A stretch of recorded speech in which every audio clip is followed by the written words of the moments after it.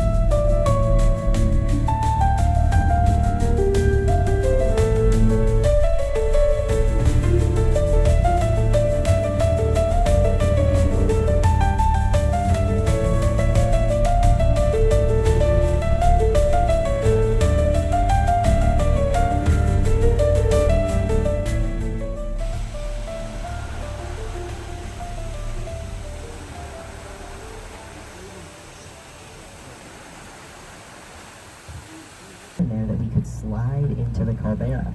It was really lovely. And we went up there and built a snowman, which was just awesome. So there is plenty of wildlife here on Wizard Island. Lots of trees, shrubs, plenty of lava rock, as you can see. There's a very unique variety of garter snake, which has adapted to no longer have those very characteristic yellow rings that a lot of garter snakes have, and that's because there's pretty much no natural predators for them here on the island. We also have plenty of those pesky little ground squirrels. I'm sure you guys might have had a run-in with them already. You might have thought that they were chipmunks. I know I sure did when I first got here, and they ransacked my room and stole all.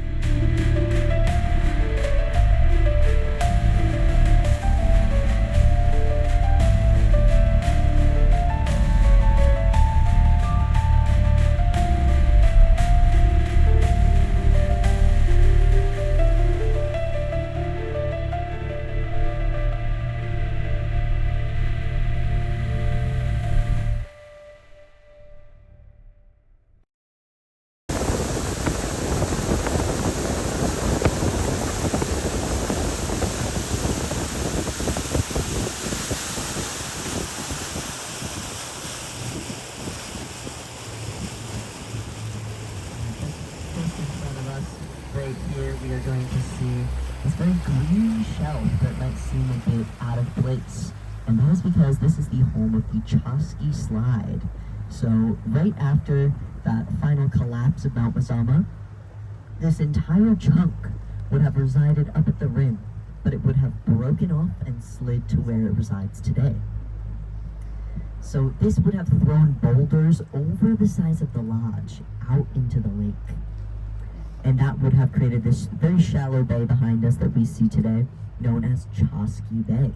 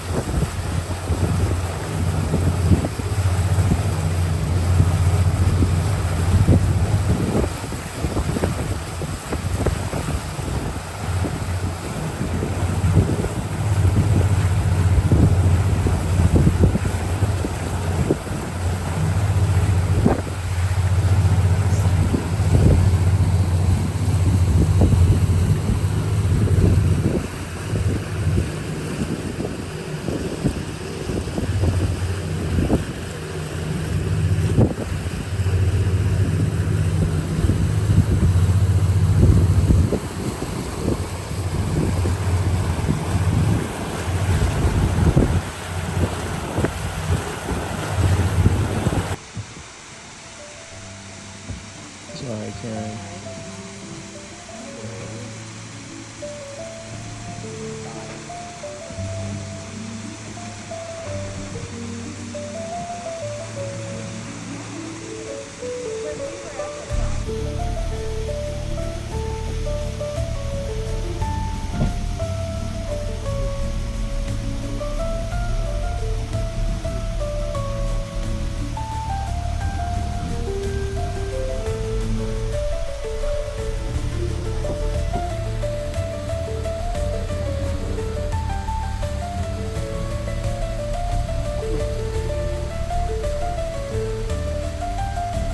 The deepest lake in the United States, and the second deepest lake in North America, and the 11th deepest lake in the world.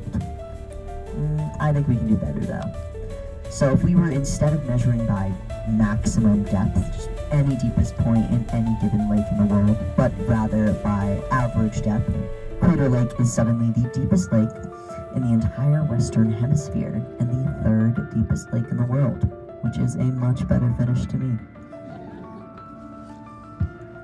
And slightly off to our left, you can somewhat see there's this shelf that would have resulted from this stratovolcano. Trying to limit the amount of people that go on there, but I believe there have been a few of the Park Service researchers have come over here over time to identify some of these rocks and trees and such, and take samples. But I believe it's only been maybe 5 people ever.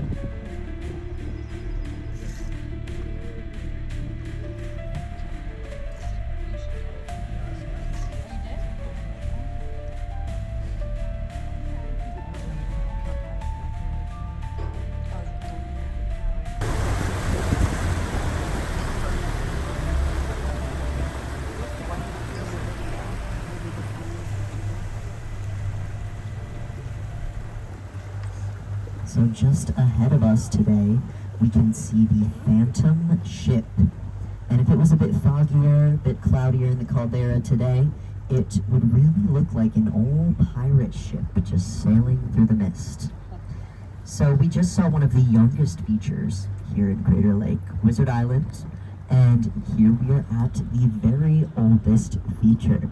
The rock that this Phantom Ship is made up of is the ancient peak of a stratovolcano, and it is over 400,000 years old. So that long predates not only the eruption of Mount Mazama, but also the formation of Mount Mazama. It lost a lot of its size, but this is just that ancient peak of that stratovolcano. And what's so unique about the Phantom Ship, what is really interesting to me, is that although it is just this really jagged, rocky outcropping all the way out in the middle of this lake, it still holds so much life.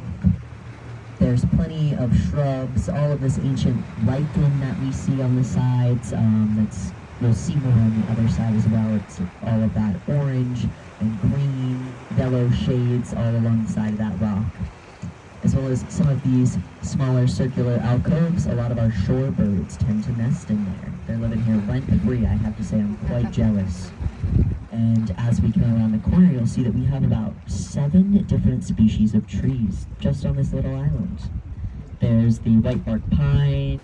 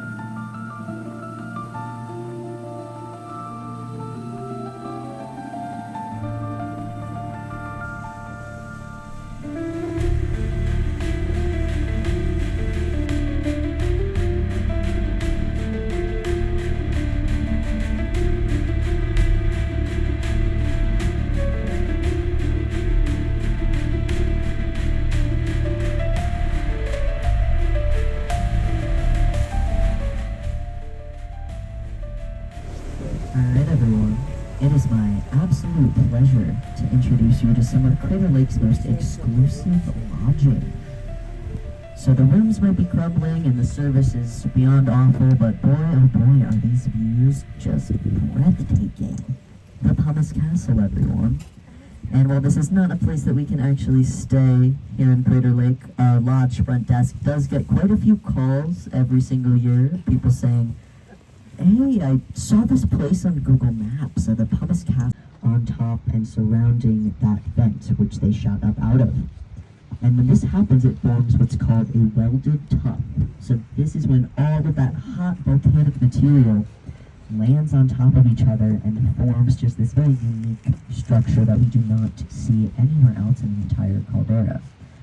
So there's, as well as those hot volcanic materials, there was also these hot volcanic gases that came out right out of that vent. And when they met with that material, they created that very orange color that we see up there today.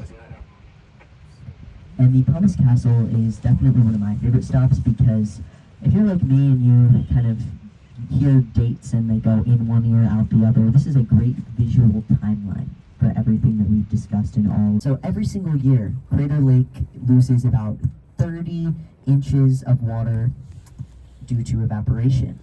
And we gain about 42 feet of snow every single year. So that snow melt mixed with the rainfall, the only two things that feed into Crater Lake, that is going to result in about 60 inches of water into the lake every single year. So that's a slight discrepancy there, right? We are gaining about 30 inches more than we are losing. And if that water was to not go anywhere, Crater Lake would only take about 125 years to fill up, and just behind us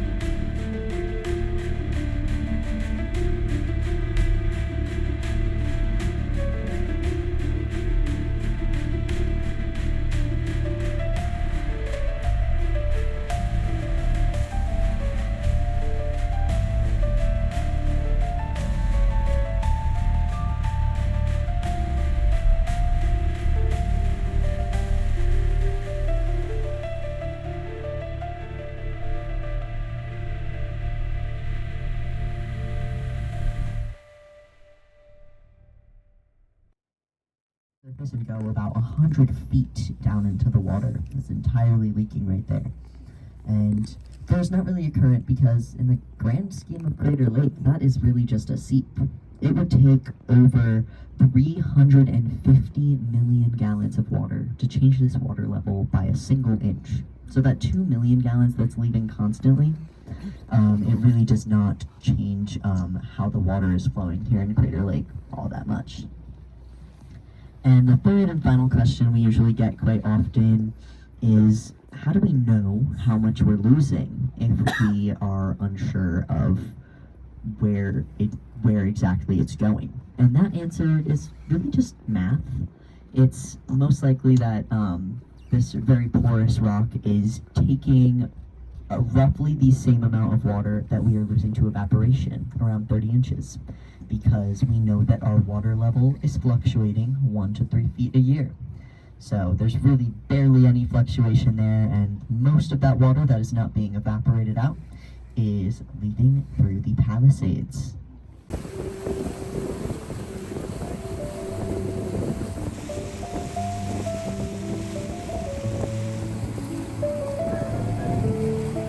Just a couple minutes away.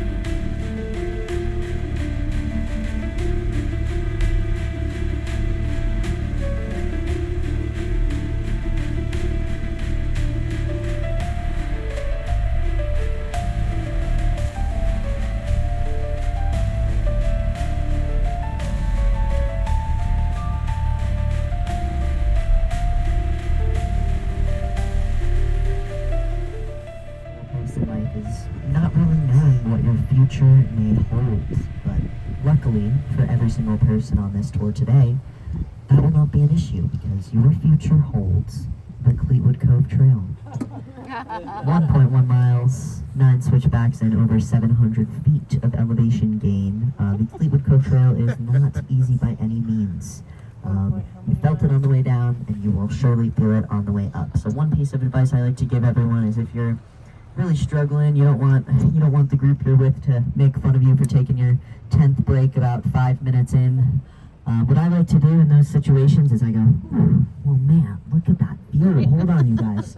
And I do this thing, I take out this thing I have called my phone, and I take anywhere from like 1 to 800 pictures. That's not necessarily a part of our tour, but all of these small caves over here, they are pretty much the only actual caves that we have. They don't go in much further than you see today, but especially this one all the way, the first cave right here, that is, I'd say, less than half a mile away from Cleetwood Cove. So I've seen people come out here, sit in there. I saw some guy bring out his guitar the other day, so you can play some music, go fishing out there. A more secluded spot than some spots over there. So it's a lovely spot if you would like to go swim after your tour today. One other thing I like to do on my way back into Fleetwood